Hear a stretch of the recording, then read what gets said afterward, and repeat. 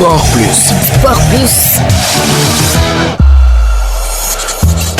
Bonjour et bienvenue dans votre rubrique sportive Sport Plus. La Fédération sénégalaise de football pourrait bientôt procéder à un changement au sein de l'encadrement administratif des Lions. Selon les informations de Total Sport SN, Kader Mangane est en bonne position pour devenir le nouveau team manager de l'équipe nationale du Sénégal. L'ancien défenseur international qui a porté le maillot des Lions durant plusieurs années apparaît comme le favori pour occuper ce poste stratégique. S'il est confirmé, il succédera à Lamine Diatta en fonction depuis plus d'une décennie. Toujours selon la même source, Lamine Diatta pourrait ne pas être reconduit dans ses fonctions de team manager. Éliminatoire CAN 2027, la Somalie recevra finalement les éléphants en Côte d'Ivoire. Après leur rencontre face au Ghana à Bouaké lors de la première journée, les éléphants devaient se déplacer en Somalie pour la deuxième journée. Mais ce voyage n'aura finalement pas lieu. La Fédération somalienne de football a décidé d'organiser son match à domicile en Côte d'Ivoire, précisément au stade de la Paix de Bouaké. Football toujours CAN U17, la Fédération guinéenne de football dément des allégations concernant un massif trafic d'âge orchestré en perspective de la CAN. Selon les informations de Romain Molina, journaliste d'investigation pour Sport News Africa, la Fédération guinéenne de football cacherait un massif trafic d'âge en prévision de la CAN U17. Selon le journaliste, seuls 12 joueurs sur 38 auraient réussi au test IRM, 4 doivent encore passer des examens et 22 auraient été écartés pour suspicion de fraude. Dans un communiqué, la FGF a apporté un démenti ferme et à l'appui. L'instance rétorque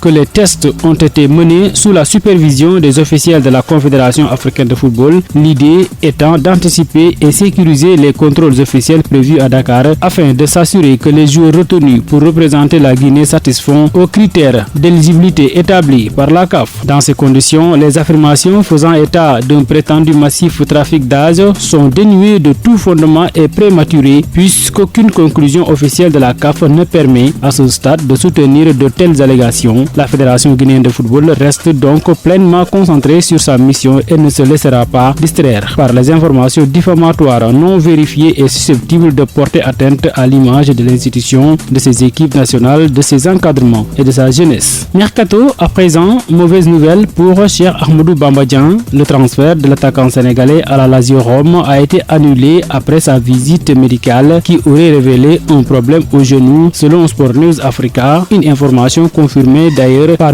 Sport du Sénégal. Alors que l'attaquant sénégalais était arrivé mercredi soir dans la capitale italienne pour finaliser son arrivée, les examens médicaux effectués jeudi ont remis en cause l'opération. Selon les informations rapportées par le journaliste italien Gianluca Di Marzio, la Lazio avait demandé des examens approfondis, notamment au niveau du genou. Les premiers résultats auraient suscité des inquiétudes du côté du club italien au point de compromettre sérieusement la signature du Sénégalais. Nouvelle ère pour les requins bleus du Cap-Vert. Après le départ de Boubista pour la RS Berkane, le Cap-Vert a choisi de promouvoir son ancien adjoint Humberto Bentancur au poste de sélectionneur à la suite de sa participation à l'aventure des requins bleus parvenus jusqu'en 16e de finale de la Coupe du Monde cet été. Imam Achour reste à Al Ahly malgré l'intérêt de Konya Sport en Turquie et une offre pour le milieu égyptien. Al Ahly ne souhaite pas se séparer de l'un de ses cadres. Arsenal explore la piste Edmond Tapsoba. Après l'absence de William Saliba, les Gunners cherchent des solutions en défense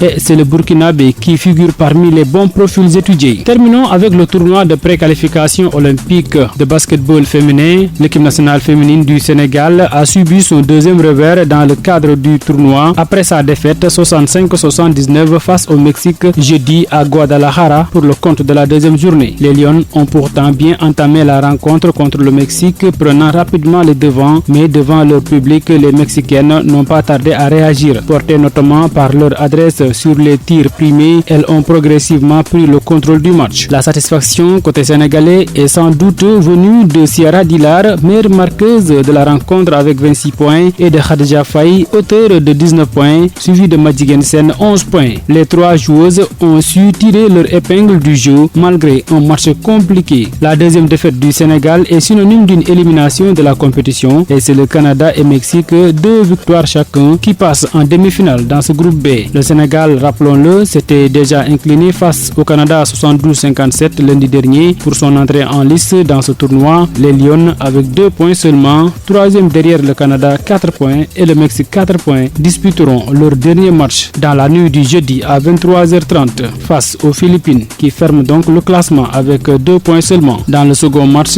de ce groupe, le Canada a aussi assuré sa qualification pour les demi-finales. Les Nord-Américaines ont battu les Philippines 85-38. Le Canada et le Mexique s'affronteront lors de la troisième journée pour la tête du groupe et le Sénégal qui tentera de sauver l'honneur face aux Philippines. L'autre représentant de l'Afrique, le Sud-Soudan, a perdu face à l'Argentine lors de la deuxième journée 61-64, une défaite venue après sa première victoire face au Brésil lors de la première journée. C'est tout pour aujourd'hui dans Sport Plus. Merci de l'avoir suivi. Nous vous donnons rendez-vous demain pour un autre numéro.